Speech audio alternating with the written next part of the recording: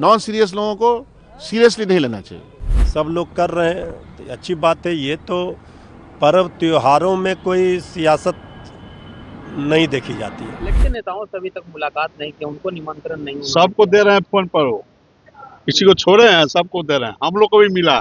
नहीं, हम अपना बता सकते हैं। मेरे से जो मुलाकात हुई थी सामाजिक कार्यक्रम में, उन्होंने न्योता दिया है, उसी रूप में इसको देखिए। लेकिन हम एक सलाह देंगे कि चूड़ा दही के साथ नमक भी डालिए, बोलिए, तब उसका सार्थकता ज़्यादा महत्व। बिहार की सियासत में चर्चा अब दही चूड़ा भोज की हो रही है। दरअसल बिहार में जनवरी के महीने में दही चूड़ा भोज की चर्चा ना हो, ये हो नहीं सकता। खरमास अभी ख़त्म नहीं हुआ है और खरमास ख़त्म होते ही दही चूड़ा का भोज होगा और उस पर सियासत परवान पर रहती है। इस दही चूड़ा भोज के बीच सबसे ज़्यादा चर्चा में बने हुए हैं लालू के लाल तेज प्रताप यादव, क्योंकि तेज प्रताप यादव एनडीए नेताओं को धड़ाधड़ अपने दही चूड़ा भोज में निमंत्रित कर रहे हैं। कल डिप्टी सीएम विजय सिन्हा के यहाँ भी गए, उसके अलावा जीतन राम मांझी के बेटे के घर भी गए और विधान परिषद के सभापति के यहाँ भी गए और सभी को उन्होंने निमंत्रण दिया। फ़ोन से भी निमंत्रण दे रहे हैं और इस बीच अब सियासत खूब हो रही है। नमस्कार, दर्श न्यूज़ देख रहे हैं आप, मैं हूं अनुराग। तेज प्रताप यादव के यहाँ जमावड़ा होगा, एनडीए नेताओं का भी और आरजेडी के नेताओं का भी। लगता तो यही है, क्योंकि तेज प्रताप यादव सभी को अपने भोज में बुला रहे हैं। दही चूड़ा का भोज होने वाला है 14 तारीख को। 14 तारीख को उन्होंने सभी को बुलाया है, घर घर जाकर निमंत्रण भी दे रहे हैं, फ़ोन पर भी न्योता दे रहे हैं। अब फ़ोन पर न्योता दे रहे हैं, सभी को न्योता दे रहे हैं, तो अब सियासत तो तेज होगी ही। चर्चा ये हो रही है कि तेज प्रताप यादव एनडीए के नेताओं के करीब चले जा रहे हैं, एनडीए के नेताओं की बड़ाई भी कर रहे हैं, चाहे पीएम मोदी की बात हो या फिर सीएम नीतीश कुमार के हो, काम की तारीफ कर रहे हैं और तो और एनडीए के नेताओं के घर घर जाकर न्योता दे रहे हैं। तो लालू यादव ने उन्हें घर से निकाल दिया, परिवार से बाहर कर दिया और पार्टी से भी निष्कासित कर दिया 6 साल के लिए। उसके बाद तेज प्रताप यादव ने अलग राह पकड़ी है और अब एनडीए नेताओं के करीब नजर आ रहे हैं। हालांकि ये बात कुछ हजम नहीं हो रही है, अगर यूँ कहा जाए, महागठबंधन के नेताओं को या फिर आरजेडी के नेताओं को, जो आरजेडी से जुड़े हुए हैं तेज प्रताप। आरजेडी उनका घर द्वार है, अगर कहा जाए कि पिता की पार्टी है, लालू यादव सुप्रीमो हैं, भाई जो हैं पार्टी के नेता हैं। तो ऐसे में तेज प्रताप यादव के इस कदम से कहीं ना कहीं असहज जरूर है कांग्रेस और आरजेडी। शकील अहमद कह रहे हैं नॉन सीरियस पॉलिटिकल लोगों को ज़्यादा सीरियस लेने की ज़रूरत नहीं है, तो आरजेडी कह रही है, ये तो विचारधारा की बात है। क्या कह रहे हैं दोनों, शकील अहमद खान जो कांग्रेस के नेता हैं और आरजेडी के प्रवक्ता मृत्युंजय तिवारी, वो बयान सुन लीजिए आप। एनडीए के लीडर्स के साथ तेज प्रताप की नजदीकियां बढ़ रही है, दही चूड़ा में आयोजन, ये उनका अपना मामला है, वो उनका मामला है। वो क्या कर रहे हैं नहीं कर रहे हैं, उसमें ज़्यादा टिप्पणी की ज़रूरत नहीं है। नॉन सीरियस लोगों को सीरियसली नहीं लेना चाहिए। बिहार में मकर संक्रांति में काफ़ी चर्चा में रहता है राजनीति में, और मकर संक्रांति पे तेज प्रताप यादव ने एनडीए के तमाम नेताओं को निमंत्रण दिया है, खुद पर्सनली जाकर वो निमंत्रण दे रहे हैं, नेता प्रतिपक्ष को भी निमंत्रण दे रहे हैं। नहीं, ठीक है, वो सब लोग मकर संक्रांति अपने अपने तरीके से मनाते रहे हैं।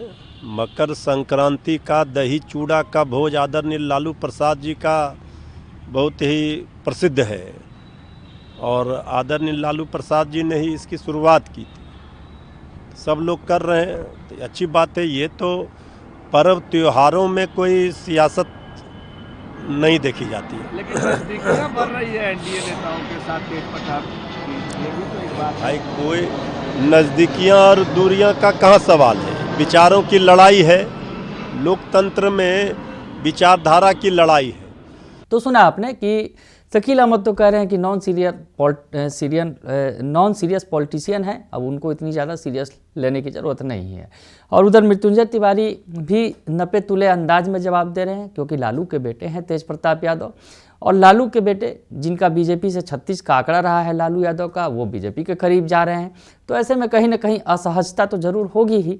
तो खैर, नपे तुले अंदाज में मृत्युंजय तिवारी भी जवाब दे रहे हैं और कह रहे हैं कि ये तो ये अगर कहा जाए कि एक सामाजिक मौका है, तो ऐसी स्थिति में अगर जा रहे हैं किसी को भी बुलाया जा सकता है। कहीं ना कहीं सफाई देते नजर आ रहे हैं। दूसरी तरफ मामा सुभाष यादव का भी बयान आया है। मामा भी अपने भांजे का बचाव कर रहे हैं और कह रहे हैं कि बीजेपी के साथ नज़दीकी की कौन सी बात हो गई, वो तो सभी को बुला रहे हैं, सबको फ़ोन पर भी बुला रहे हैं, घर भी जाकर न्योता दे रहे हैं। क्या कह रहे हैं सुभाष यादव, उनका बयान भी सुन लीजिए आप। तो जाएंगे। तेज प्रताप यादव जी एनडीए के कई बड़े नेताओं, बीजेपी के नेताओं को इनवाइट कर रहे हैं दही चूड़े के आमंत्रण। अरे तो सब महापर्व है ना, हिंदुओं का महापर्व है दही चूड़ा, उस दिन से नया काम शुरुआत होता है, इसलिए इसमें परेशानी क्या है? तो राजद के नेताओं से अभी तक मुलाकात नहीं की, उनको निमंत्रण नहीं हुआ। सबको दे रहे हैं फोन पर, वो किसी को छोड़े हैं, सबको दे रहे हैं, हम लोग को भी मिला। तो सुन लिया आपने कि सुभाष यादव जो मामा हैं वो बता रहे हैं, हालांकि मामा सुभाष यादव घर से दूर हो चुके हैं, कह रहे हैं कि मुझे भी न्योता मिला है भांजे का, तेज प्रताप यादव का, फ़ोन पर उन्होंने बुलाया है कि आइए दही चूड़ा का भोज खाने। तो तेज प्रताप यादव किसी को भी नहीं छोड़ रहे हैं, सबको बुला रहे हैं, उनका ये कहना है। तो ऐसे में इसमें कोई सियासत करने की बात क्या है, मामा सफाई दे रहे हैं। लेकिन एनडीए नेताओं को भी न्योता मिला है। अब मंत्री दीपक प्रकाश की ही बात कर लीजिए, उन्हें न्योता मिला है और अब नीरज कुमार भी न्योता का इंतजार कर रहे हैं, जो जेडीयू के प्रवक्ता हैं, और थोड़ा सलाह भी दे रहे हैं। तो सबसे पहले दीपक प्रकाश क्या कह रहे हैं और नीरज कुमार जो जेडीयू के प्रवक्ता हैं वो क्या कह रहे हैं भोज को लेकर, वो भी सुन लीजिए आप। ये देख रहे हैं ना कि नजदीकियां बढ़ रही है तेज प्रताप यादव की एनडीए नेताओं के साथ, आपसे भी मुलाकात की? नहीं, हम अपना बता सकते हैं। मेरे से जो मुलाकात हुई थी सामाजिक कार्यक्रम में, उन्होंने न्योता दिया है, उसी रूप में इसको देखिए। अरे भाई, लालू जी के सुपुत्र हैं, बड़े सुपुत्र हैं, और उनको राजनीतिक निष्कासन कर दिया गया, घर से निष्कासित हैं, सार्वजनिक जीवन जी रहे हैं, तेजस्वी जी से ज़्यादा पढ़े लिखे हैं, राजनीतिक समझ भी माना जाएगा तो तेज प्रताप यादव के पास ज़्यादा है। क्योंकि तेजस्वी यादव हार के गुमनाम हो गए और तेज प्रताप को भी हार का सामना करना पड़ा, लेकिन वो चूड़ा दही का निमंत्रण दे रहे हैं। लेकिन हम एक सलाह देंगे कि चूड़ा दही के साथ नमक भी डालिए, बोलिए, तब उसका सार्थकता ज़्यादा महत्वपूर्ण होगा। अगर आएंगे तो क्या आप लोग उनका स्वागत करेंगे? अरे भाई, तो घूम रहे हैं तो डिप्टी सीएम विजय सिन्हा जी क्या गए, संतोष सुमन जी क्या गए, तो क्या दिक्कत है? जहाँ मन हो वहाँ जाइए, कानून का राज है, चाचा का राज है। क्या लग रहा है कि दही चूड़ा के बाद इस सियासी भोज में ही कहीं उनकी एनडीए में वापसी हो जाएगी? नहीं, अभी इस संबंध में तो मुझे ऐसा कुछ संभावना प्रतीत नहीं होता है। ये तो सामाजिक सरोकार का एक विषय रहता है। आपको मिला है आमंत्रण? अभी तक तो हम देखे नहीं आया है। अगर आएगा तो जाइएगा? अब वो आएगा तब ना भाई, बिना निमंत्रण के पहले ही पूछ रहा है कि विजय आपको मिला कि नहीं। अभी न्योते नहीं मिला है तो विजय तो बात की चीज है। तो सुना आपने कि दीपक प्रकाश कह रहे हैं कि वो आए थे मेरे घर में, निमंत्रण दिया है उन्होंने, वो सामाजिक सरोकार का चीज़ है, इसमें सियासत क्या करना है। तो दीपक प्रकाश कह रहे हैं कि ये सामाजिक सरोकार का चीज़ है, उस नाते वो आए हैं और उन्होंने मुझे न्योता दिया है। वही नीरज कुमार कह रहे हैं कि दही चूड़ा के साथ साथ थोड़ा नमक भी डाल देंगे तो सियासत ठीक है, बैलेंस रहेगा, ये कह रहे हैं। हालांकि भोज पर जाने की बात में वो कह रहे हैं कि अभी न्योता नहीं आया है, आएगा तो सोचेंगे। कहीं ना कहीं जाने की बात पर हिचक जरूर जा रहे हैं कि एनडीए के नेता जाएंगे कि नहीं।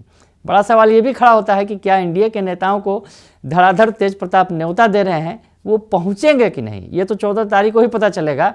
लेकिन तेज प्रताप यादव ने दही चूड़ा के सियासत में अगर यूँ कहा जाए मिठास भर दी है और नमक के उसमें थोड़ा डालने की सलाह दे रहे हैं नीतीश के नेता। तो ऐसे में अब देखते हैं कि ये जो दही चूड़ा का भोज है मिठास भरा रहेगा या फिर उसमें थोड़ा नमकीन भी आएगा, यानी उसमें मीठा और नमक का जो है मिश्रण, यानी थोड़ी खट्टी थोड़ी मीठी वाली बात होगी। क्या होगा ये तो 14 को ही पता चलेगा। लेकिन तेज प्रताप यादव ने दही चूड़ा की सियासत को खूब गरमा दिया है। बने रहिए दर्श न्यूज़ के साथ, तमाम खबरों से आपको अपडेट रखेंगे। फिलहाल के लिए इतना ही, धन्यवाद। In a world full of noise, imagine a place of calm.